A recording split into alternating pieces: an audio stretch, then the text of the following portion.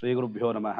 ಯಾ ದೇವಿ ಸರ್ವಭೂತೇಷು ಲಕ್ಷ್ಮೀರೂಪೇಣ ಸಂಸ್ಥಿತ ನಮಸ್ತಸ್ಯೈ ನಮಸ್ತಸ್ಯೈ ನಮಸ್ತಸ್ಯೈ ನಮೋ ನಮಃ. ನೋಡಿ, ಇವತ್ತಿನ ವಿಚಾರ ಏನು ಅಂದರೆ, ನಾವು ಎಷ್ಟೇ ಹಣ ಸಂಪಾದನೆ ಮಾಡಿದ್ರೂ ಕೂಡ ಕೆಲವರಿಗೆ ಕೈ ಬಾಯಿ ಹತ್ತೋದಿಲ್ಲ. ಎಷ್ಟೇ ದುಡಿದ್ರೂ ಕೂಡ ತಿಂಗಳ ಕೊನೆಯಲ್ಲಿ ₹1 ಇರೋದಿಲ್ಲ. ಹೆಂಗೆ EMI ಕಟ್ಟೋದು, ಹೇಗೆ ಬಾಡಿಗೆ ಕಟ್ಟೋದು, ಮಕ್ಕಳಿಗೆ ಹೇಗೆ ಫೀಸ್ ಕಟ್ಟೋದು, ಇದೇ ಒಂದು ಜಂಜಾಟದಲ್ಲಿ ಇರ್ತಾರೆ. ನೋಡಿ, ನಮಗೆ ಲಕ್ಷ್ಮಿ ಅನುಗ್ರಹ ಆಗಬೇಕು ಅಂದರೆ ಫಸ್ಟು ಅಲಕ್ಷ್ಮಿ ಬಾಧೆ ದೂರ ಆಗಬೇಕು. ಅಲಕ್ಷ್ಮಿ ಬಾಧೆ ದೂರ ಆಗಬೇಕು ಅಂದರೆ ನಾವು ಕೆಲವೊಂದು ಜೀವನದಲ್ಲಿ ಡಿಸಿಪ್ಲಿನನ್ನು ಇಟ್ಕೋಬೇಕು. ಕೆಲವರು ನೋಡಿ, 8 ಗಂಟೆಗೆ ಆಫೀಸು ಅಂದರೆ 7 ಗಂಟೆಗೆ ಎದ್ದೇಳ್ತಾರೆ. ಗಡಿ ಬಿಡಿಲಿ ಎದ್ದು ಹೆಂಗೆಂಗೋ ಸ್ನಾನ ಮಾಡಿ ಒಂದು ದೇವರಿಗೆ ನಮಸ್ಕಾರ ಮಾಡೋದಿಲ್ಲ, ಅಥವಾ ಯಾವುದೋ ಒಂದು ರೀತಿಯಾದಂಥ ಬಟ್ಟೆಗಳನ್ನು ಹಾಕೊಂಡು ಹೆಂಗೆಂಗೋ ಹೊರಟ್ಬಿಡ್ತಾರೆ.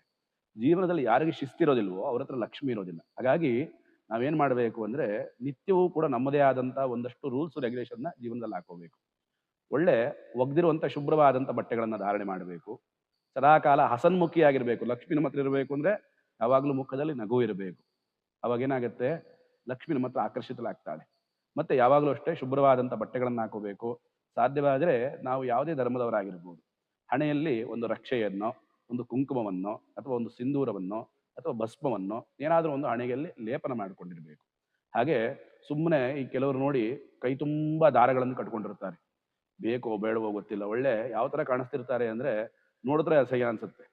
ಸುಮ್ಮನೆ ತಾಮ್ರದ್ದು, ಬೆಳ್ಳಿದು, ಹಿತ್ತಾಳೆದು, ಕಂಚಿಂದು ಎಲ್ಲ ರೀತಿಯಾದಂಥ ಉಂಗುರಗಳನ್ನು ಕೈ ತುಂಬ ಹಾಕೊಂಡಿರ್ತಾರೆ.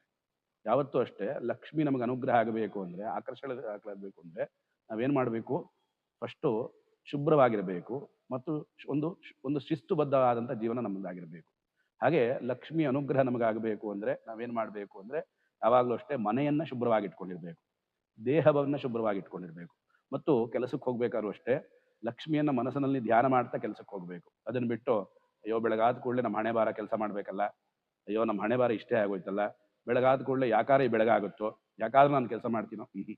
ನಾವು ಮಾಡುವಂಥ ಕೆಲಸದ ಮೇಲೆ ಅಪಾರವಾದಂಥ ಪ್ರೀತಿ ಇರಬೇಕು. ನಮಗೆ 8 ಗಂಟೆಗೆ ಆಫೀಸು ಅಂದರೆ 7:50 ಇರಬೇಕು. ಅದನ್ನು ಬಿಟ್ಟು 8 ಇರೋದಲ್ಲ. ಟ್ರಾಫಿಕ್ ಆಗೋಯ್ತು, ಮನೇಲಿ ತಿಂಡಿ ಮಾಡಿ ಲೇಟ್ ಆಗೋಯ್ತು, ಯಾವುದೋ ಅಡ್ಡ ಬಂದುಬಿಡ್ತು, ಇನ್ನೇನೋ ಒಂದು ಆಗೋಯ್ತು. ನಾವು ಯಾವುದೇ ರೀತಿಯಾದಂತಹ ಇದನ್ನ ಕಾರಣಗಳನ್ನು ಹೇಳಬಾರ್ದು. ನಮಗೆ ಜೀವನದಲ್ಲಿ ಯಾರ ಹತ್ರ ಡಿಸಿಪ್ಲಿನ್ ಇರುತ್ತೋ ಅವ್ರ ಹತ್ರ ಲಕ್ಷ್ಮಿ ಇರ್ತಾಳೆ. ಹಾಗಾಗಿ ಲಕ್ಷ್ಮಿ ಅನುಗ್ರಹ ಆಗಬೇಕು ಅಂದ್ರೆ ಏನು ಮಾಡಬೇಕು, ಬೆಳಗ್ಗೆ ಶುಭ್ರವಾಗಿ ಎದ್ದು ಸ್ನಾನ ಮಾಡಿ, ದೇವರಿಗೆ ಒಂದು ಲಕ್ಷಣವಾಗಿ ಒಂದು ದೀಪ ಹಚ್ಚಿ, ದೇವರಿಗೊಂದು ನಮಸ್ಕಾರವನ್ನು ಮಾಡಿ, ಕಾಯಕದಲ್ಲಿ ಲಕ್ಷ್ಮಿಯನ್ನು ಕಾಣಬೇಕು. ಆಗ ನಮಗೆ ಲಕ್ಷ್ಮೀ ಕಟಾಕ್ಷ ಆಗುತ್ತೆ. ಶುಭವಾಗಿ.